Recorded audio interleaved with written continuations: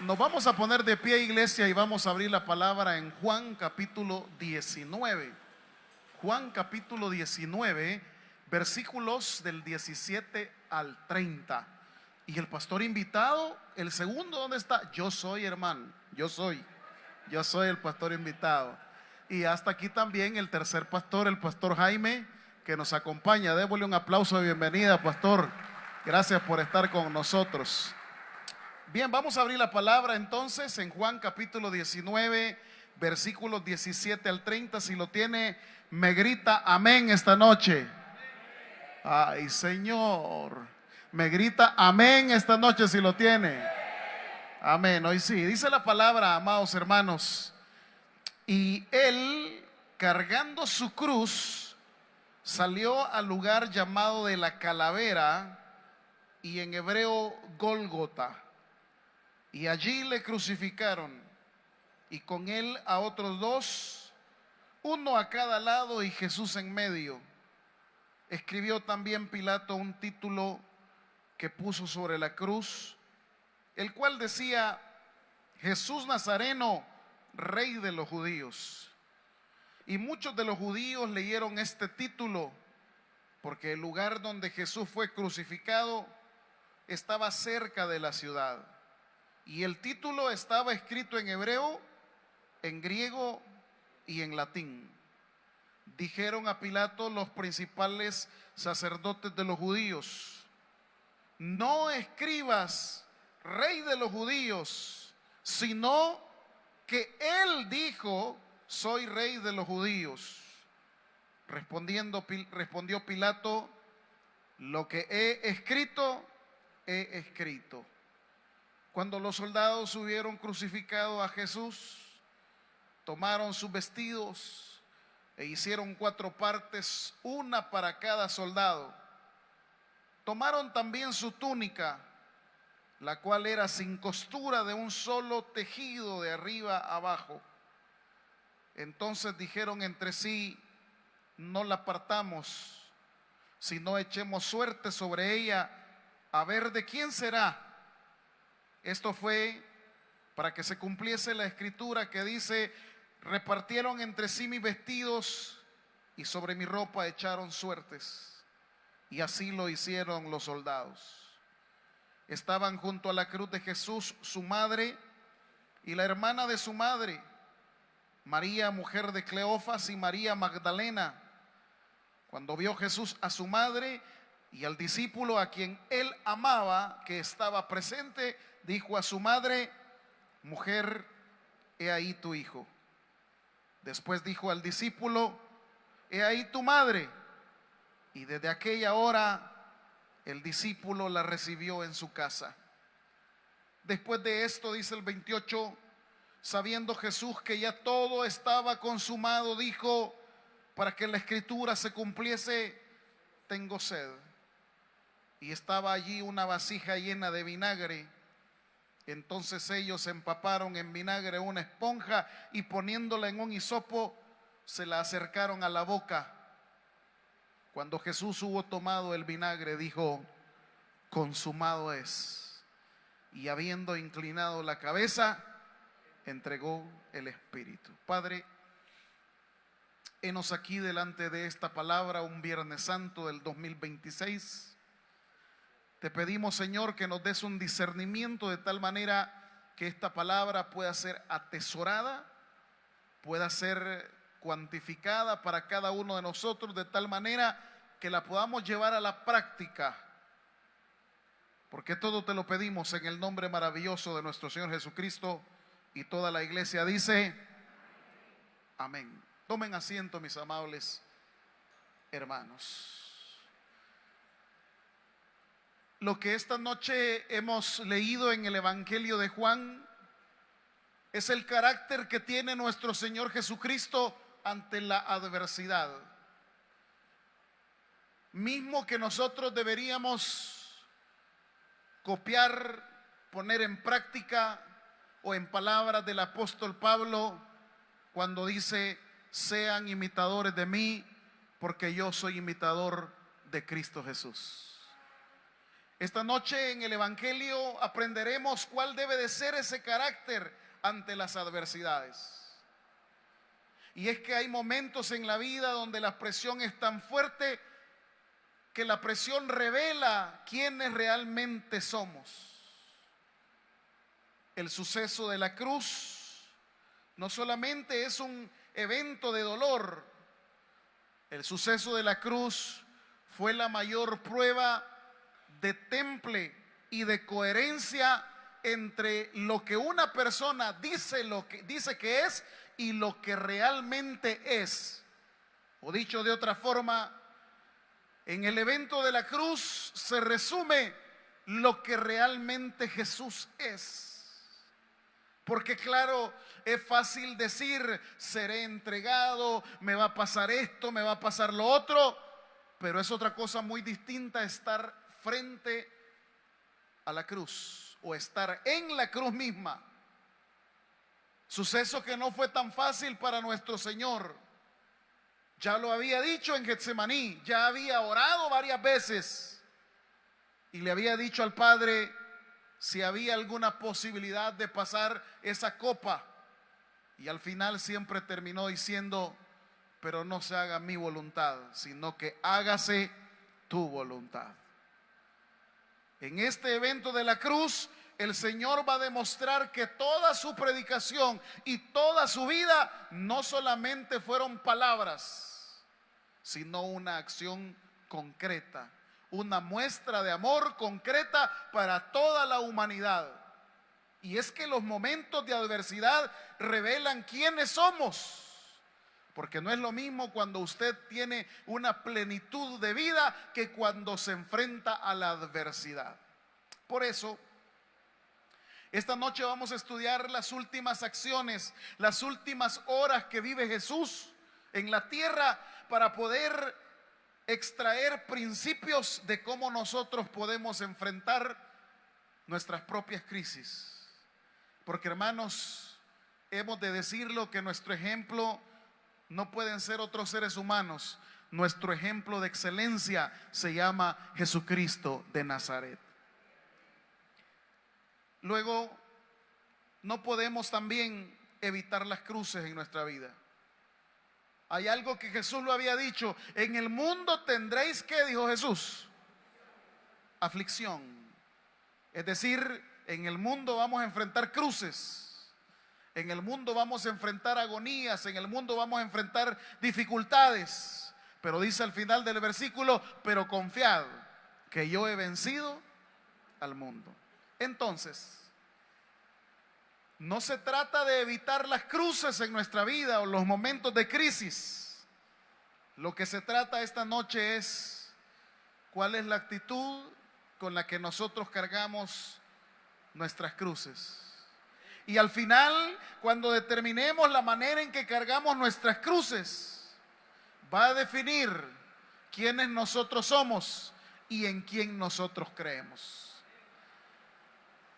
Por eso, ahí en sus Biblias vamos a ir en 3 diferentes bloques que a partir del versículo 17 comienzan a hablar de ese carácter ante las adversidades. Y la primera cosa, porque voy a ir de manera concreta al texto, la primera cosa que vamos a aprender del versículo 17 al versículo número 22 es la responsabilidad que tenemos nosotros sobre nuestro propio destino. Oiga bien esto, la responsabilidad. Cuando hablamos de enfrentar nuestras adversidades, la primera cosa que el texto nos va a enseñar es la responsabilidad propia. Y aquí en el versículo 17 quiero que pongan atención a la primera frase. ¿Qué dice el versículo 17 de Juan 19? ¿Cómo dice? ¿Cómo comienza diciendo? No los oigo. ¿Cómo comienza diciendo? Y él, ¿quién él? Jesús. ¿Qué hizo Jesús? Cargó su cruz. No los discípulos, no los seguidores, no los fariseos, no los saduceos, no los escribas. ¿Quién es el que está cargando su propia cruz? Él. Entonces, lo primero que el texto nos enseña es que nosotros debemos de aceptar el peso de nuestro propio proceso. En otras palabras, no podemos delegar la responsabilidad nuestra a otros, porque Dios ha diseñado un plan para cada uno de nosotros. Dios ha diseñado una estrategia de vida para cada uno de nosotros, y muchas veces nosotros delegamos a otros nuestras responsabilidades. Por eso la frase dice: y Él, nadie más. Amados, así como nadie más podía cargar la cruz, tampoco en nuestras vidas podemos dejar que otros carguen nuestras cruces. Digo esto porque la gente muchas veces la culpabiliza a las personas, a otras personas, de lo que es su propia responsabilidad. Sí, lo que pasa es que en esta vida a mí nadie me ayudó, es que en esta vida nadie me echó la mano, nadie. ¿Y quién dice que la gente tiene responsabilidad de ayudarte? ¿Quién dice que la familia tiene la responsabilidad de ayudarte? Cuando tú viniste a este mundo, no viniste con ropa, no viniste con joyas, no viniste con nada. Todos venimos a este mundo chulones. Y la Biblia dice: mira, hay momentos que te va a fallar tu padre y tu madre, te van a fallar tus hermanos, te van a fallar los hermanos de la iglesia, pero no te preocupes, solo basta que tú cargues tu propia cruz, porque quien te va a ayudar a llevarla se llama Jesucristo de Nazaret.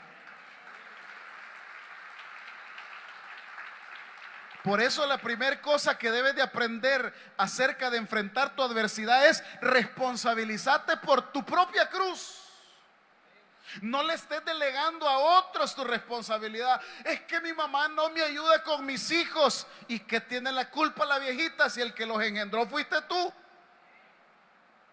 Es que mi mamá es bien grosera. Es que mi papá no me ayuda. ¿Y cuál es el problema? Si en esta vida no venimos con nada ni con nadie, y tampoco nos vamos con nada ni con nadie. ¿Sabes qué es lo que te falta? Lo que te falta es cargar tu propia cruz, responsabilizarte por tu propia vida. Y le voy a decir algo más: nadie puede sacarlo adelante más que usted mismo y el amor y la misericordia de Dios con usted. Nadie.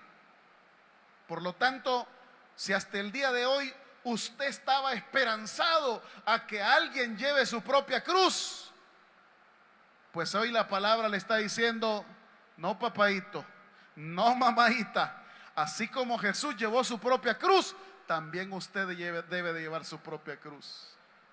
No, lo que pasa es que el hermano no me ayudó, el hermano no oró por mí. Y no, para eso usted tiene boca también y rodillas para orar por usted mismo, pues. ¿Alguien dice amén? Cuando usted lleva su propia cruz, se va a dar cuenta que no está solo, sino que la misericordia de Dios está con todos nosotros. Pero pastor, la cruz a veces es muy pesada. No se preocupe, porque Él da esfuerzo al cansado y multiplica las fuerzas al que no tiene ningunas. Cuando usted sienta que su cruz es demasiado pesada, dice el Salmo: los que esperan a Jehová tendrán nuevas fuerzas. Ya no sigue esperando a la familia, ya no sigue esperando a las amistades. En quien sí debe de esperar, en ese Dios de misericordia que hoy le damos la gloria y la honra. Así que la primera cosa que nos enseña el texto es que debemos de aceptar el peso de nuestro propio proceso y cargar nuestra propia cruz. Lo segundo, dice el versículo 17 en la segunda parte: salió al lugar llamado de la calavera, y en hebreo Gólgota. El texto original dice: se dirigió al Gólgota, se condujo al Gólgota, dice la traducción original. Y dice el versículo número 18, miren ustedes: y allí, ¿a dónde? En el Gólgota le crucificaron. Miren, este era un momento en el que se podía idear algún plan para salvar a Jesús. Este era el momento en el que se podía correr, en el que se podía idear alguna cosa previa con sus discípulos. Pero cuando hablamos de la responsabilidad sobre nuestro propio destino, aparte de hablar de cargar nuestra propia cruz, lo segundo que aprendemos acá es: debemos de mantener siempre la dirección. El Gólgota no era si quería o no quería. El Gólgota era el lugar donde Jesús se debía de dirigir, aunque no era fácil, aunque no era agradable, aunque no era algo que él esperase agradablemente, no. Pero él tenía que ir, ¿a dónde? Al Gólgota. El camino a la crucifixión era el Gólgota. Por eso, la segunda cosa que aprendemos esta noche es que cuando estamos en adversidades y conflictos, nosotros no debemos de perder nuestra dirección. A veces queremos evitar el Gólgota, a veces queremos evitar la calavera, pero Dios nos dice esta noche: no, aunque el terreno sea difícil, aunque el terreno sea hostil, aunque sientes que estás desesperado, no pierdas el rumbo. Porque el único camino que te puede llevar al cielo no es la religión, ni los pastores, ni los sacerdotes, ni los hermanos. El único camino al cielo se llama nuestro Señor Jesucristo. Yo soy el camino, la verdad y la vida. Por eso el problema de mucha gente es que se aparta del camino. La dirección que Dios ya trazó, si Jesús no llega al Gólgota, el plan se hubiese estropeado. Pero Jesús, a pesar de que el camino es difícil, Él se mantiene firme, se mantiene. Por eso a mí me encanta cuando se estudia la entrada triunfal a partir del Evangelio de Lucas. Hay una frase en el 9:51, si no mal recuerdo. Poneme el 9:51 de Lucas, si lo tenés ahí a la mano, hermano, por favor. Lucas capítulo 9, versículo 51. Hay una frase maravillosa que aparece en el Evangelio cuando hablamos de que no debemos desviarnos del camino. Fíjese cómo dice esta traducción: cuando se acercaba el tiempo de ascender al cielo, Jesús salió con, ¿qué dice, hermano? Determinación. Pero en Jerusalén a Jesús no le esperan dulces ni piñatas. No, ¿qué le espera a Jesús en Jerusalén? La muerte. ¿Y cómo dice el pasaje? Él salió con ¿qué? No los oigo. ¿Salió con qué? Poneme otra traducción, por favor, hijo. Mire cómo dice la NBI: cuando se acercaba el tiempo de que fuera llevado al cielo, Jesús se hizo, mire cómo dice esta traducción, el firme propósito de ir ¿a dónde? A Jerusalén. Y una vez más, ¿qué le esperaba en Jerusalén? La muerte. Como dice nuestra Reina Valera 60 en el 9:51,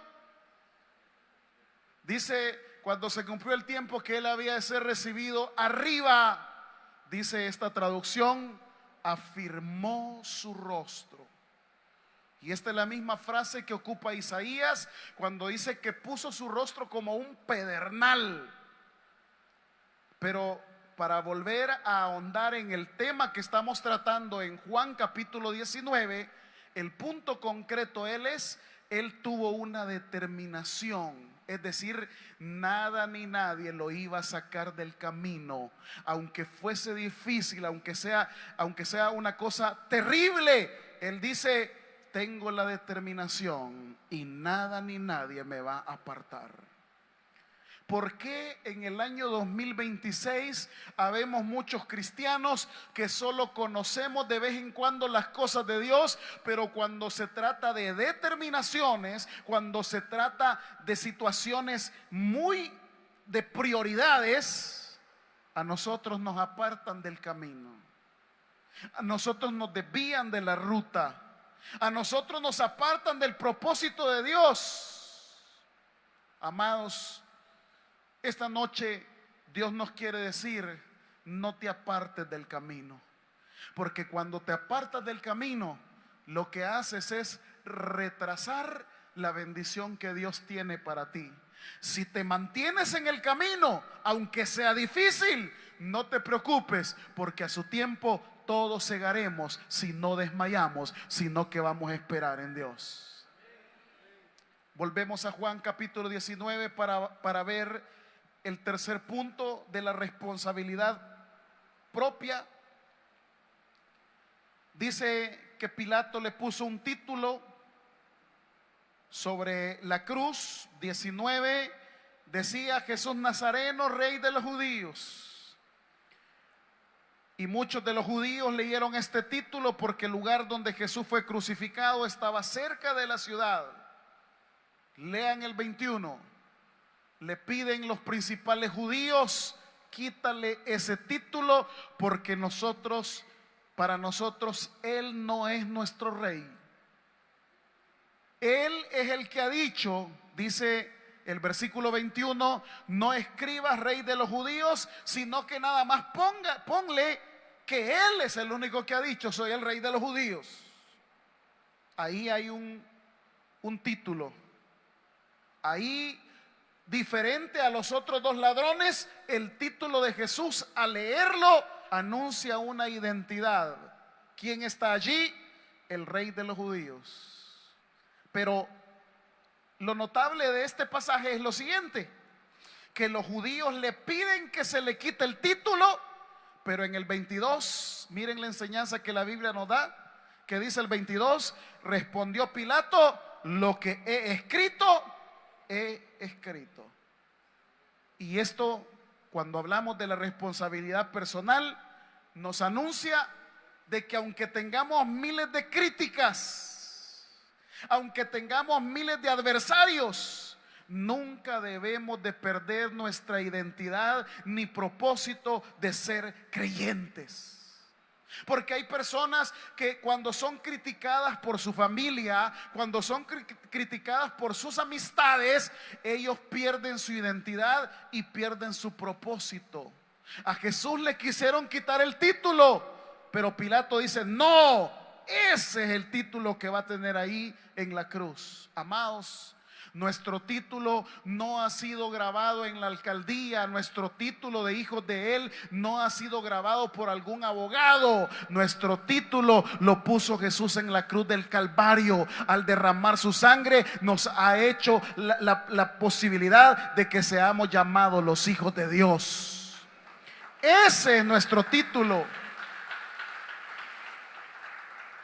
Y con todo el respeto, podemos tener profesiones, podemos ser empresarios, podemos ser personas notables, pero el título más maravilloso que celebrar este viernes es el que usted y yo somos hijos e hijas del Rey de Reyes y Señor de Señores.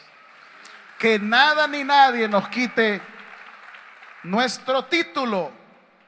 Ahora, la segunda parte del pasaje nos va a hablar de esa humanidad de Jesús y de la humanidad nuestra también cuando enfrentamos las crisis. Quiero que vean la primera cosa cuando hablamos de la parte humana en las crisis. Versículo 23 y versículo 24 dicen: los soldados cuando los soldados hubieron crucificado a Jesús, oigan esto, tomaron ¿qué? La frase es: se lo quitaron. Se lo robaron, lo agarraron para ellos, lo tusquearon. Es decir, en este momento Jesús es despojado de sus ropas. Está viviendo un proceso, el proceso de la crucifixión, y en el proceso de la crucifixión es despojado de su propia vestimenta. ¿Sabe? Los biblistas que trabajan el texto desde la cultura y desde la historia llegan a un acuerdo común en el año en estos últimos tiempos, y el acuerdo común es el siguiente: cuando Jesús es crucificado y los que pintan los cuadros de la crucifixión les genera demasiado, que digo, el pudor es tan grande que pintan a Jesús con un manto o un diaper sobre su cuerpo, porque les genera demasiado, ¿qué digo? Pena, una pena ajena por Jesús. Pero de acuerdo a la interpretación cultural e histórica, lo más seguro es que Jesús estuviese totalmente desnudo. No había más. Lo único que se usaba en esa época era una túnica o el vestido. No habían boxer, no habían calzoncillos. Lo único que había era una túnica. Y cuando los crucificaban, les despojaban de todo para que fuesen un espectáculo y que nadie se atreviese otra vez a poner en riesgo lo que las personas decían acerca de Roma. ¿Y qué quiero decir cuando hablo de que fue despojado de sus vestiduras? Lo que quiero decir, hermanos, es que en nuestro proceso podemos perder muchas cosas. En nuestra adversidad podemos perder situaciones que para nosotros son tan importantes. Pero aquí lo importante es lo siguiente: a Jesús le pudieron haber quitado las ropas, pero lo que nunca le quitaron fue la fe que él tenía en el Padre, que aunque iba a estar en la cruz, pero un día también Dios lo iba a resucitar de entre los muertos. Amados, a veces en nuestro proceso perdemos trabajos, perdemos relaciones, perdemos cosas, perdemos autos, perdemos casas, podamos perder cualquier cosa, pero asegurémonos de algo: que podamos perder todo, pero lo que nunca debemos de perder es la esperanza de que ese Dios omnipotente nos ha dado vida y una vida en abundancia. Podemos perder muchas cosas, pero lo que no podemos perder es la fe de que ese Dios es Dios nuestro, el cual nos guiará aún más allá de la misma muerte. Luego tenemos un elemento poco común en un relato como estos. Cómo la vida de Jesús en la adversidad, cómo lo humano se define a partir de que veamos el texto mejor para poder ejemplificar lo que les quiero decir. Versículo 25 y 26. Estaban junto a la cruz de Jesús, ¿quién dice? Y la hermana de su madre María, mujer de Cleofas, y María Magdalena. Cuando vio Jesús a su madre y al discípulo a quien él amaba, que estaba presente, le dijo a su madre: mujer, he ahí tu hijo. Y después dijo al discípulo: he ahí tu madre. Y desde aquella hora el discípulo la recibió en su casa. Vean hasta dónde llega la parte humana de Jesús. Y con esto nos quiere enseñar lo siguiente: muchas veces cuando estamos en crisis, nosotros solo nos preocupamos por nosotros mismos. Solo estamos viendo cómo podemos solucionar lo nuestro. A Jesús ya lo han castigado, a Jesús ya lo han despojado de sus ropas, a Jesús ya lo han crucificado, y en medio de su cruz Jesús no está pensando en él. Jesús está pensando en su madre María, y Jesús está pensando en Juan. Amados, el ejemplo que Jesús nos da es que nosotros debemos de servir hasta el último momento de nuestra existencia. Que nosotros debemos de pensar en los demás aún a pesar que estemos pasando las peores dificultades. ¿Quién podía pensar, estando crucificado, en el bienestar de su madre y en el bienestar de su hijo, de su hermano Juan? Nadie. Alguien está viendo cómo solventa su situación, pero Jesús se preocupa. La madurez espiritual de él es tan grande que está preocupado por los demás. Finalmente, dice el versículo número 28. Ya casi terminamos esta predicación. No se preocupe que los servidores allá abajo tienen tranquilos a los niños. Acá arriba también estamos tratando de solventar cualquier situación fortuita. ¿Tienen el 28 conmigo, hermanos? Dice el pasaje: después de esto, sabiendo Jesús que ya todo estaba consumado, dijo, para que la escritura se cumpliese, ¿qué dijo Jesús, hermanos? Tengo sed. Y la humanidad de Jesús lo que está haciendo aquí es reconociendo. ¿Qué está haciendo Jesús, hermanos? Reconociendo su carencia, reconociendo su sed humana. Amados, no es pecado que nosotros reconozcamos nuestras necesidades. No es pecado que nosotros nos encontremos en una situación difícil y yo diga, yo necesito esto. A veces, por querer quedar bien con mucha gente, nosotros no reconocemos nuestras necesidades. Pero esta noche Dios nos enseña a través de la palabra que hay que reconocer lo que necesitamos y también hay que reconocer de quién viene nuestra ayuda. Como dice el salmista, ¿de dónde vendrá mi socorro? Mi socorro viene de Jehová, el que hizo los cielos y la tierra. Finalmente, con esto termino. Versículo 28, versículo 29 dice: y estaba ahí una vasija llena de vinagre. Entonces ellos empaparon en vinagre una esponja y poniéndola en un hisopo, se la acercaron a la boca. 30. Cuando Jesús hubo tomado el vinagre, dijo estas palabras. ¿Cuáles son las dos palabras que dijo Jesús? Consumado es.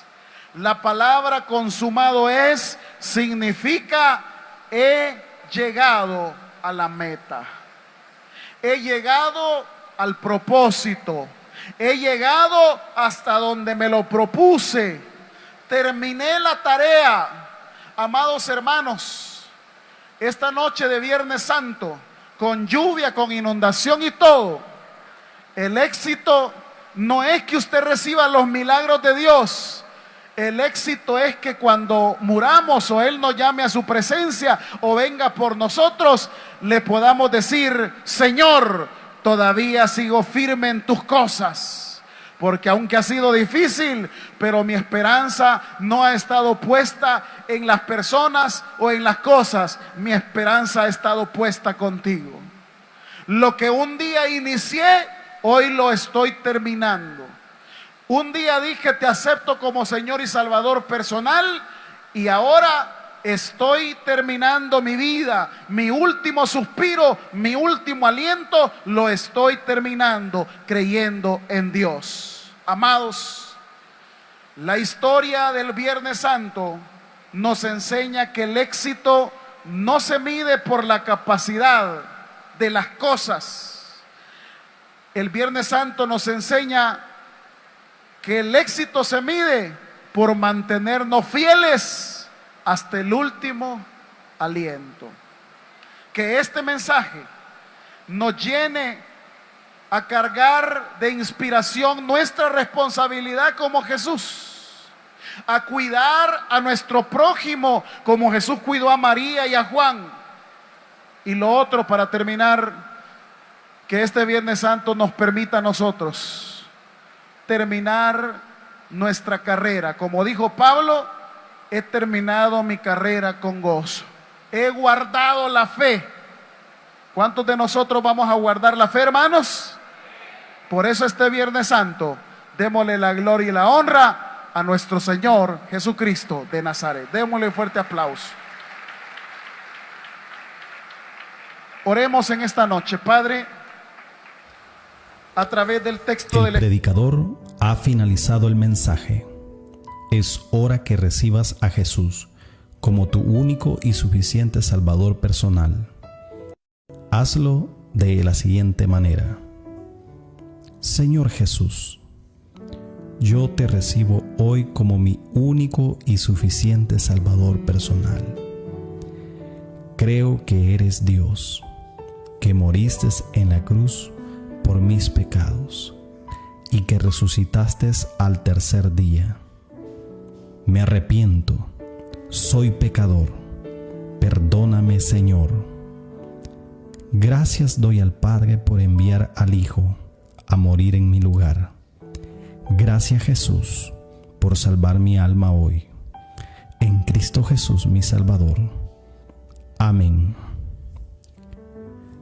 Si has hecho la oración con todo tu corazón, te damos la bienvenida a la familia de la fe. La Biblia dice en Juan capítulo 1, versículo 12: mas a todos los que le recibieron, a los que creen en su nombre, les dio la potestad de ser hijos de Dios. Te damos la bienvenida a nuestra iglesia. Somos más que una familia. Tabernáculo Bíblico Bautista, Ciudad de Delgado.